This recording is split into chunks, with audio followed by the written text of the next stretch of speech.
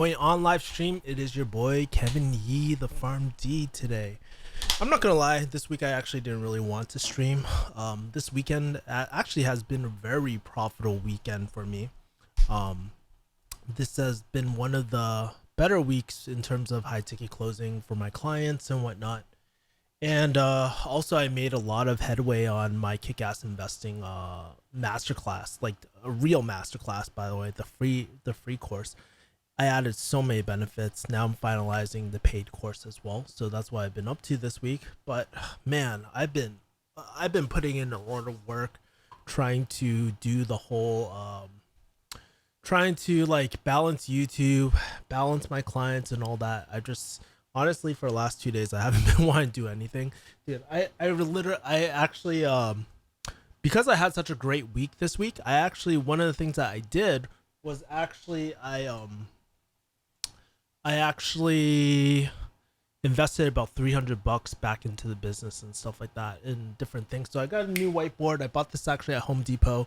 There's a huge line and whatnot. Replaced the old one. Used it as what it's really for. It's actually a picture frame. So I have this trait a jump cut type of poster as well. Um, yeah, and just really took some time to clean up my room too. Mike says, "What is up? What's up, Mike? How you doing? Tell me if you guys are tuning into the stream, tell me what's new in your life, how you guys surviving in quarantine, how you guys staying fit. I feel like I'm gaining a bit of weight, like my double chin, shit. So, but I'm excited to go back into regular life, honestly. And some of the people, well, some of the things I'm gonna talk about this on the weekly hustle. I gotta sit down and just write. Honestly, I've just been kind of avoiding it all day. But one of the things I've been doing in the weekly hustle or one of the things I've been watching is surprisingly Ty Lopez. Just seeing how, don't get me wrong, I don't watch Ty Lopez's content. I'm not the biggest fan of Ty Lopez, but one of the things that one of my really close friends, he's going through a lot of hater type of stuff, and one of the things that really shocked me about Ty Lopez was the way that he handles haters, man, and it really, really, really opened my eyes about his character. I like his marketing with the Lambos and stuff? No, but I know why he does it because it's a pattern interrupt and he gets attention. So that's half the marketing game. Also this week I was actually watching some videos on really expensive Japanese fruits. Been really studying up the marketing game, like the positioning, the USP, and been reading one of my favorite books right now, Breakthrough Advertising. Learning a lot of great stuff. If you guys don't know, this is actually a 200 to 400. Well, I think it's about $200 because it's out of print. Sometimes when they reprint it, um, it goes for 125. But I actually got a special deal on it. I bought this back way in pharmacy, but never really got a chance to really sit down and read it. So these last few days, I've just been reading it. Really opened my eyes about marketing and made me realize how much I don't know. And it opened my eyes so much that I'm going to use some of the things that I learned in not only like kick-ass investing, but I'm also going to use it in my sales as well. Yellow says best movies. Man, I haven't watched any movies recently. I'm not gonna lie, man. So the shows that I was watching until quite recently was I was watching Better Call Saul, but that season is totally done with. So there's no more Better Call Saul right now, which is a bummer. I'm watching Jersey Shore. I know that's freaking embarrassing, but that's like one of the things that I've been watching since like pharmacy school days and stuff like that too. Um, but in terms of movies, I haven't really watched any good movies to be honest with you, or watched any movies whatsoever as well. So that's kind of like everything that I've been watching, I guess. But one of the things I'm trying to quit again is like, what Alex Becker's. So if you guys don't read my weekly hustle newsletter on Refugee Hustle, um, actually 2 weeks ago I was talking about dopamine detox, and dopamine detox is like um the practice of cutting out anything that spikes dopamine within yourself. So like things like pornography, things like YouTube videos, things like social media, uninstall all that shit and just like reset. And honestly, I've been having such bad urges for the last 2 weeks to, yes, indulge in the prawn, indulge in the YouTubes. And man, it just like it's like never it's been so hard willpower wise to kind of resist it. And it's been a real struggle for me, like no lie. Huge struggle for me. I've been even getting up later and later. I've been waking up at around like 8 to 9 a.m., which is super late for me. I should really be getting up at like 4 or 5 just like I did before, to get things done. And that really makes I know when I wake up that early, it always makes me super super happy as well. So yeah. Oh yeah, we got the dislike crew in here too, bro. So anyways, engagement 8 is engagement. Why are my eyes red? Are they red? I don't even think so. Maybe because it's the amount of work I've been putting in, man. Like literally, I've just been like, honestly, I've been trying to focus as much as I can on my work and stuff like that as well. So if they're red, it's probably because I stayed up late working on. Actually, yesterday did I work? No, I just cut everything off. No. Maybe some Angela thing. I've been getting a lot of Angela requests too on this channel as well, but obviously we're in quarantine, so can't really get her on. And plus, like, you know, she's like kind of moving on with her life too. And so it's not to say that we're not friends anymore or anything like that. We're actually really, really close still. I mean, we hang out every once in a while, but when we were doing YouTube, it was a different point of our lives. And I think like as we grow older, it's like it's not something that's really important to her as much anymore, right? Same goes with myself. Like I think over the last week too, I've really come to terms with like moving on beyond pharmacy with my channel too and stuff like that. Like letting go of that part of my life. People still ask me a lot of questions. I actually got a request from a high schooler student. I'm gonna help her out, but like honestly, pharmacy is not a huge part of my life anymore. And yes, I have a lot of friends who are in pharmacy. There are things that piss me off about pharmacy, like the way pharmacists are being treated and stuff like that. I'll always advocate like helping educate people make the best decision for themselves, right? Because obviously I can get a better understanding of what's happening in the pharmacy than someone who's in high school whoever hasn't been through that whole experience. But for me, I'm all about sharing information, man. Like I just want to share my experiences, share my stories to help other people live a rich life, because that's what I'm trying to do at the end of the day as well. Uh, Kevin and his allergies, probably not. I don't think I. Well, fun fact, I actually have a lot of allergies down in Boston, my hometown. It's one of the reasons why I actually stay out here, especially during this time. Because down in SoCal, I don't have any allergies as well. So let's see. Do you think life will be the same after this pandemic, says Seton? Hold on for a second. Let me log in really quick.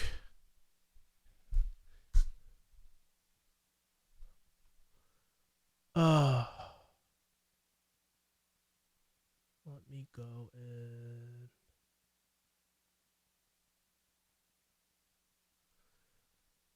Do I think life will be the same after this pandemic? I don't know, man. There's a lot of social distancing and all that.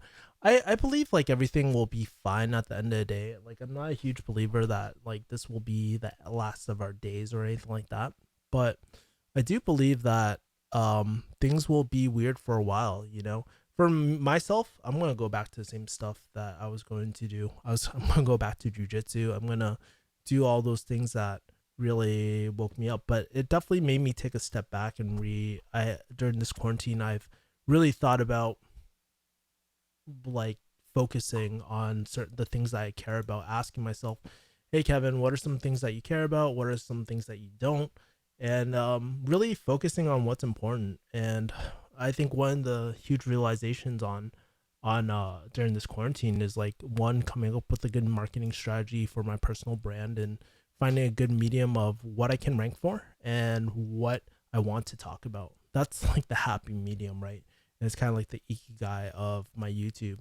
Also having more clarity. Like I've learned how to use Kajabi. I learned how to use tools like Airtable, Notion. That was a huge thing as well. So yeah. What was your hourly rate as a pharmacist? Um, well, so I can give you. I want to give you two answers because I think the reason why you're asking this is probably you're wondering what uh pharmacists are making now. You probably don't care about what I was making as a pharmacist. But just to give you frame of reference, like when I first came in the pharmacy game, I was making about I think I came into the game like around $65 per hour, I think, right at that time. And then I think like for example, I know a lot of the new grads are starting off definitely below 60. Even in some cases I've heard $50 an hour.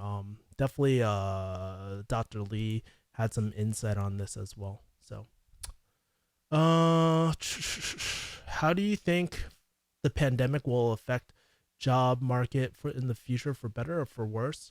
Honestly, that's a good question.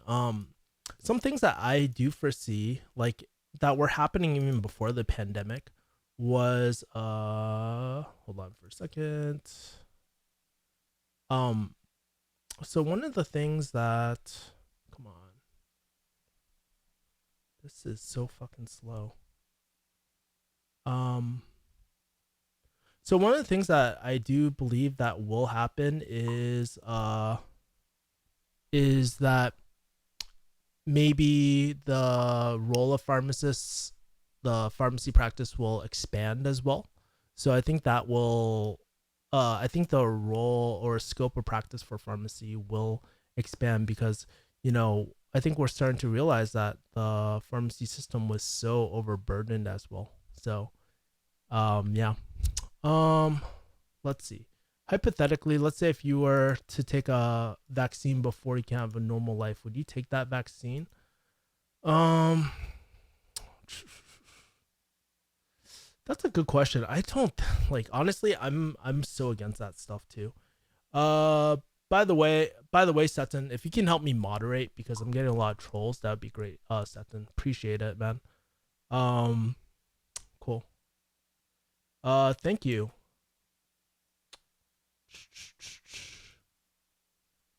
But in terms of oh yeah, and one interesting so and just to talk about more of what's going to happen in pharmacy, I think going forward too, if we ever have another pandemic as well, we'll definitely be better prepared. I think this will. I think after this whole situation, we're gonna have a lot more things like PPE and all that more readily available. It really caught us off guard, but it also shows you the real intent behind these changes as well, right? Because they were not taking care of pharmacists for the longest times, right? Now when I go to a pharmacy, like I did a 30-day stream or like a week, not a 30-day, like 2 week stream covering pharmacy stories over and over again as well, right? And I thought that was like, and at the time, like they didn't even have basic barriers or anything like that. And now I wonder if they're gonna keep those up now that they invested in them and all that as well. But it'll definitely makes me a little bit concerned because pharmacists are already overwhelmed with a lot of work and within their scope of practice as well. So uh so thanks, Sutton. Appreciate it, man. So do you still work as a pharmacist? Let's see. And Sutton, if you want, message me after if you want to DM me. I appreciate it, man. Um, let's see. Do I still work as a pharmacist? No, I stopped practicing pharmacy about maybe 2 weeks ago as well. Sorry, 2 years ago. So I don't practice as a pharmacist, so that's why I've been kind of stepping away from the whole pharmacy topics. I mean, I still obviously I'm still technically a pharmacist. My license is still active, all that. I keep up with my CEs. I do all that sort of stuff. But, I'm not really in the trenches anymore as well. Like I'm literally in the depths of digital marketing, this whole digital world because I believe that there's going to be a future in it, right? There already is a future in it. You're seeing more transition in things like e-commerce. You're seeing things like more digital marketing. You're going to see things like digital marketing consulting like uh, grow over time as well. I think it's going to be really, really interesting over the next few years, actually, because um, I think we're already seeing like the downfalls of brick and mortars. And to expand on your question as well, like whoever asked that question about how pharmacy practice can change, I believe as well we're gonna see a lot more transition into things like mail order as well, things that are a little bit more remote, and unless the scope of pharmacy kind of expands as well, like I think it's going to, unless the scope of pharmacy as well is uh expands, I don't think that this will I think that will mean less and less jobs for a lot of pharmacists, to be honest with you. So it's just a little scary at the moment. uh let's see. Oh my god. Let me start blocking people too, man.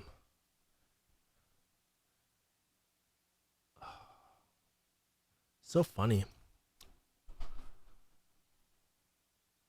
And this. Whew, man. Interesting stuff, guys. Well,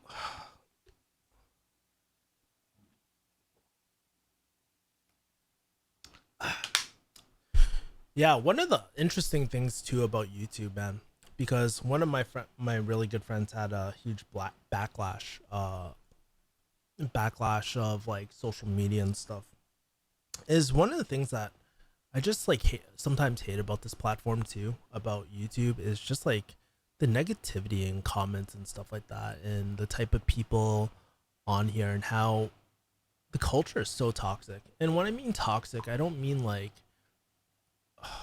it's like so many, like people can just hide behind anonymous faces and whatnot, and there's a lack of accountability of really being able to show what, say your opinion and take full ownership of what you say. Because here's the thing for me, like if I ever attacked anyone or anything like that, like my face is on it, I can't escape it, but I'm responsible for everything that I say. And honestly, there's just such a like lack of forgiveness and lack of uh, I don't know, man. So the culture is really interesting, and it's really opened my eyes to like kind of the YouTube. Is it up to YouTube to kind of moderate? I don't know. I don't think so, but definitely this, what I noticed is like this culture on YouTube. It's so toxic sometimes, and people don't realize the impact behind their comments and stuff like that too. So yeah.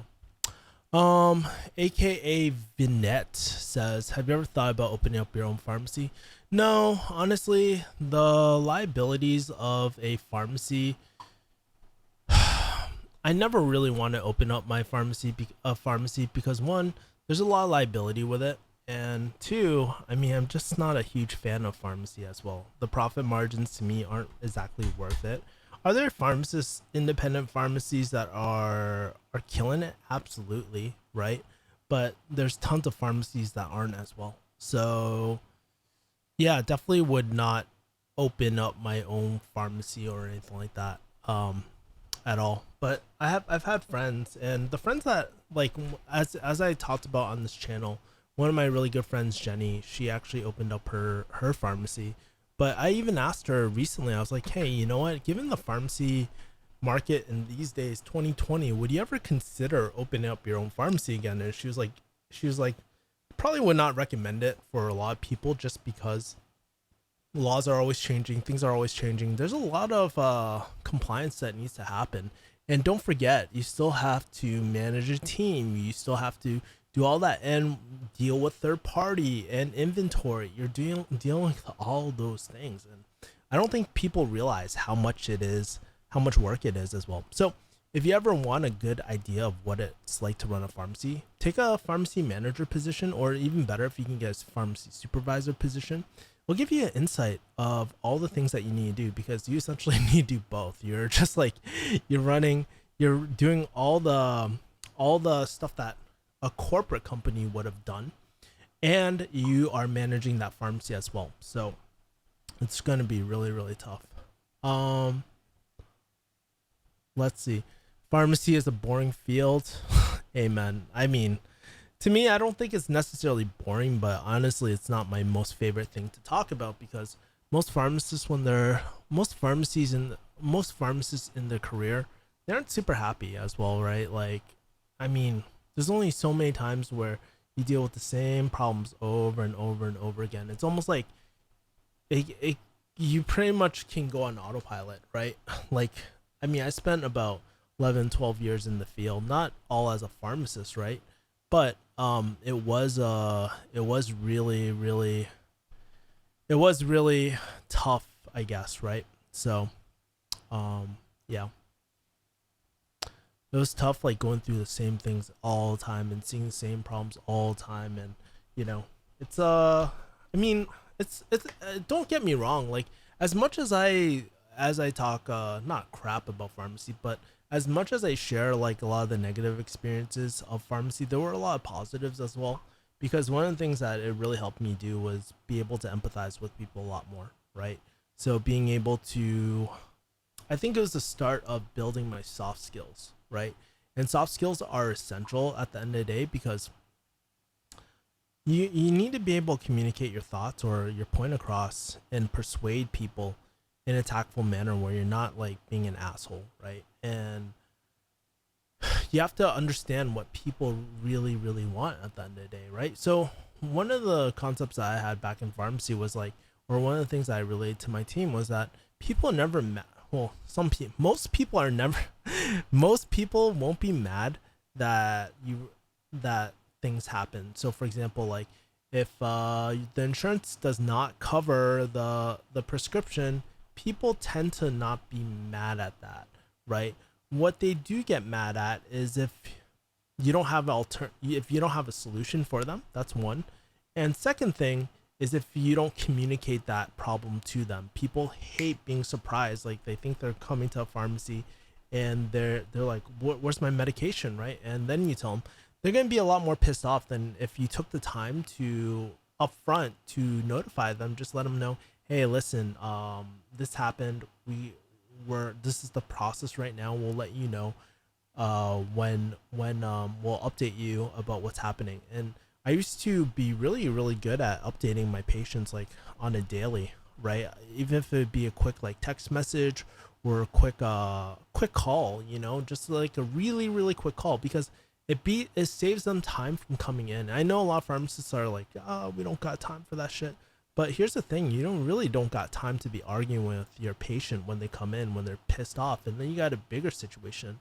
And it's just like, if people ever wonder why pharmacists are so busy, it's because they're juggling so many things. There's like a little bit of conflict management, there's a little bit of inventory, like there's a little bit of everything, and you're playing secretary too at the same time, picking up damn phones. Like, it's really really crazy, and very rarely does a pharmacist ever get 10 seconds just to sit back and think for a second, right? And think about what is the best way. You really have to be on your toes all the time, which is kind of annoying, right? So yeah, let's see.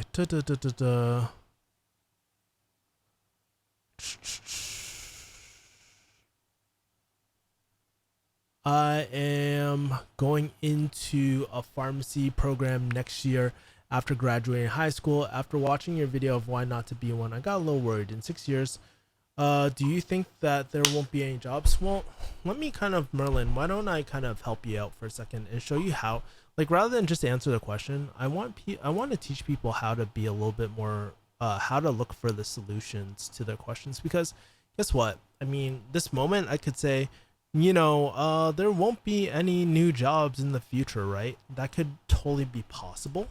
But let me kind of show you like the resources that I use if I were to answer this question. I think that would help you out a lot more. It's essentially teaching you how to fish rather than giving you the fish, right? Because something happens to me, shit, you're shit out of luck, right? So let me kind of go, let me load up a page really quick and go here. So all right, can you guys see the screen? Great. So this is, I bring this up almost every single stream, but this is like the Bureau of Labor statistics. If there's any place where you want to go learn more about a career or anything like that, this is the place to go. You can type Bureau of Labor statistics, whatever job you want, and then go from there.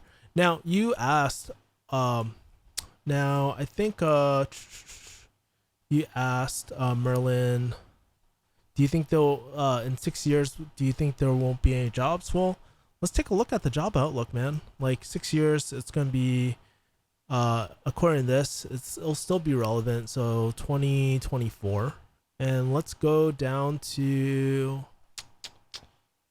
There is a section where. Oh yeah, here it is.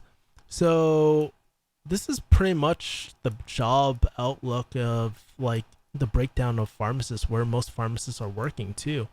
And so it's just really it'll give you a good idea. And so most pharmacists will actually end up in some sort of community at the moment, but I believe after this whole COVID thing, man, it's going to shrink even more, and it's going to go toward mail order. So to answer your question, it's not looking too hot. If you want to really go into healthcare, I'm telling you right now, at this moment, if you look at something like physician assistant, that'll probably be a higher that the statistics are a lot better as well. So for that, there's a high growth rate. Sutton says people are immature. Brandon says this chat is immature. Well, immature people, I don't even know like when the haters started coming all of a sudden, but you know, it is what it is. I mean, I can't really control other people or what they fucking do or anything like that. I mean, my main intent is to help as many people as I can. And people still asking me questions, that means I'm still adding value. So whatever, you know, just move on. Do you think working as a pharmacy technician is beneficial for pharmacy school apps?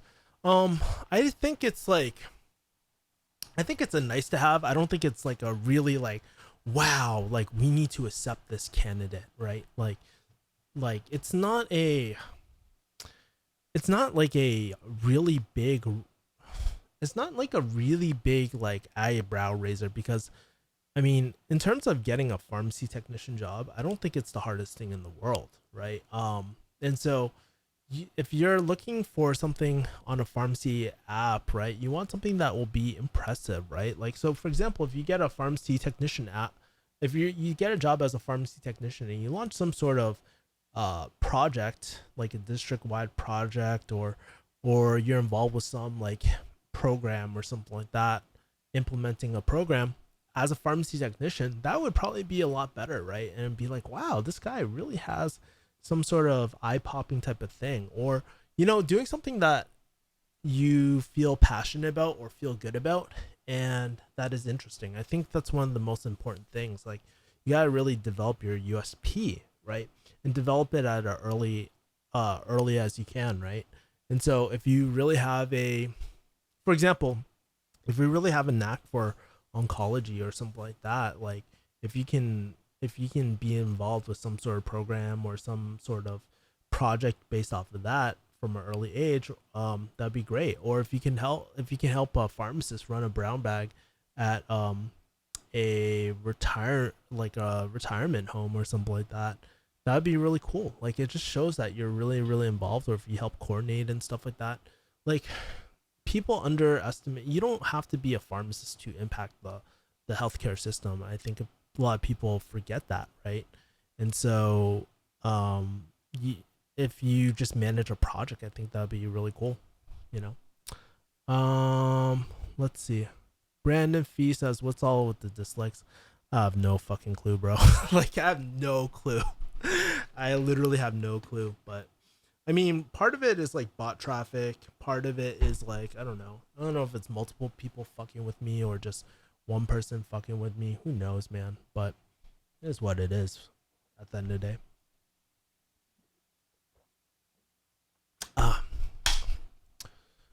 Eric keeps on asking the same question over again. I answered that already, so pretty extensively too. Oh boy. Let's see. Anything else? You guys got any other questions at all? Uh, let's see. Is there anything else? Oh yeah, and I do want to highlight something that Merlin said too. Like, if you are thinking about pharmacy and like you watch that video and you're doubting yourself, I mean, I shot that video. Well, there's a few things that you should know about that video. First of all, I shot that video because not everything was necessarily true. Like, the part that was sort of not true was like those weren't the only reasons why I went into pharmacy. I obviously went into pharmacy because I really do care a lot about people. I care about patients. You know, that was like a huge thing for me. I want to make impact in the community. But honestly, when you're shooting a video and you're trying to make a point, when you say that, it's not very it's not going to catch people's eyes, right? So I said those things because that is like those are some of the most common reasons people go into pharmacy, and those are the type of people that we don't need in pharmacy to move the profession forward as well, right? Like that's what I truly believe as well. So, um I mean, if you really want to do pharmacy, just identify something early on, and just identify something that's early on, and uh have a good idea of what job you want at the end, right? Because that's all that really matters. I mean, like, I think one of the biggest mistakes I made in pharmacy school was like not knowing what end destination I wanted to go. I didn't want to do retail pharmacy or community. I was actually just waiting in between jobs, like for the public health service, because I had my recommendations all in a duck. I had all that sort of stuff, but I actually ended up when I met Joe and all these like all the YouTube people, I was just like, man, I don't really want to do this anymore. There's a world outside of this where I don't know.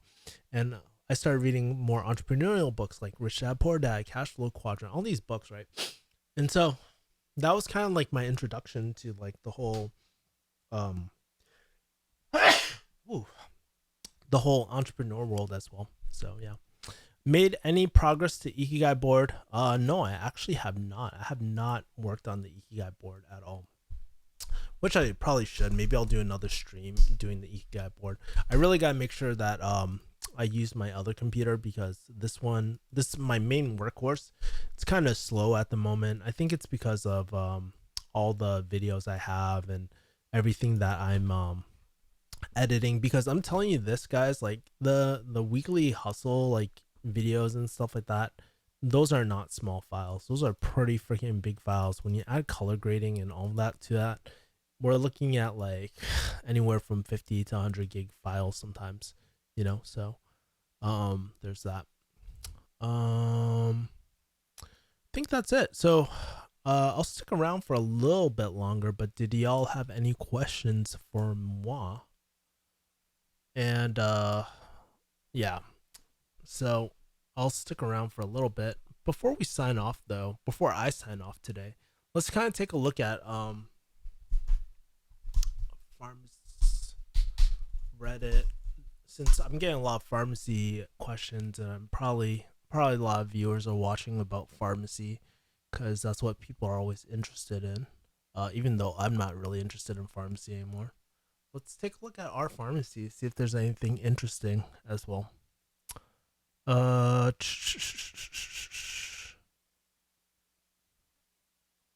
yeah, nothing much, man. Apparently, Voltaren gel is going OTC, so pretty interesting stuff.